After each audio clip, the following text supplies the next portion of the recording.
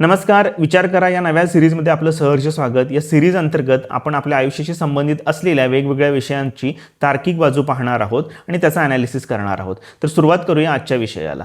मित्र हो, सध्या संपूर्ण जग हे युद्धाच्या छायेखाली आणि भारतामध्ये तर हे युद्ध अगदी किचनपर्यंत आलेले. दुबई हे शहर ज्या देशामध्ये आहे त्या युनायटेड अरब एमिरेट्समध्ये सुद्धा युद्धजन्य परिस्थिती आहे आणि अशी परिस्थिती असताना आपल्या मनात एक प्रश्न येणं साहजिकच आहे. तो म्हणजे त्या शहरातील आणि UAE या देशामधील भारतीय नागरिक तो देश सोडून परत भारतामध्ये का येत नाहीत. तर याचं प्रमुख जे कारण आहे ते तिथल्या सिस्टम्समध्ये, तिथल्या व्यवस्थांमध्ये. कोणत्याही व्यक्तीच्या किंवा कुटुंबाच्या दैनंदिन जगण्याच्या संबंधित ज्या कोणत्या व्यवस्था असतात त्या व्यवस्था UAE या देशामध्ये आजच्या घडीला सुद्धा अतिशय सुरळीतपणे चाललेल्या आहेत.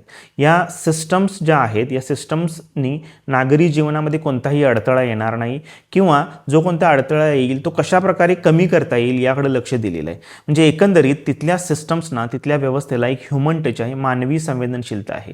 आता ही परिस्थिती फक्त तिथंच नाही तर थोड्याफार फरकानं संपूर्ण मिडल ईस्ट आणि विकसित असलेल्या पाश्चिमात्य देशांमध्ये सुद्धा अशीच परिस्थिती आहे. परत पुन्हा UAEच्या विषयावरती येऊया. UAEमधल्या स्थानिक लोकांची लोकसंख्या अतिशय कमी, म्हणजे जेमतेम 15% असताना सुद्धा त्या लोकांनी परदेशी नागरिकांच्या मदतीने, मग युरोपियन अमेरिकन असो किंवा आपले देशी नागरिक म्हणजे भारतीय, पाकिस्तानी, बांगलादेशी, श्रीलंकन, नेपाळी या नागरिकांच्या मदतीने या सगळ्या व्यवस्था ज्या आहेत त्या सक्षम आणि इफेक्टिव्ह बनवलेल्या आहेत.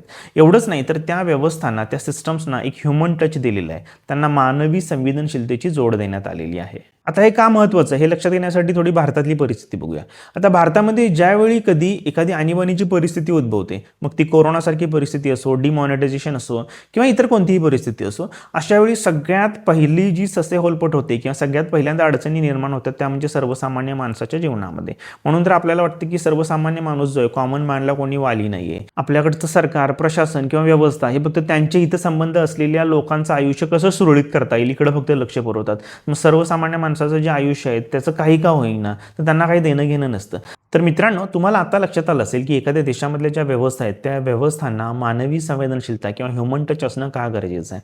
तर त्यामुळं UAE सारख्या देशामध्ये भारतीय रहिवासी जे आहेत ते या देशाचे नागरिक नसून सुद्धा त्या लोकांना, त्या भारतीयांना स्वतःच्या हक्काच्या देशामध्ये परतण्यापेक्षा इतर राहावं असं वाटतं. याचं कारण आहे ते म्हणजे इथल्या सिस्टम्स आणि त्या सिस्टम्सला असलेला जो ह्युमन टच आहे त्या ह्युमन टचमध्ये. तर मित्रांनो, हा होता एक वेगळा विषय. म्हटलं तर आपल्या आयुष्याशी निगडीत असलेला किंवा आयुष्याशी निगडीत नसलेला. तर तुम्हाला या विषयावरचं ॲनालिसिस कसं वाटलं हे नक्की सांगा आणि विचार करा या सिरीज अंतर्गत अशा प्रकारचे कोणकोणते विषय घेता येतील हे कमेंटमध्ये लिहून नक्की कळवा.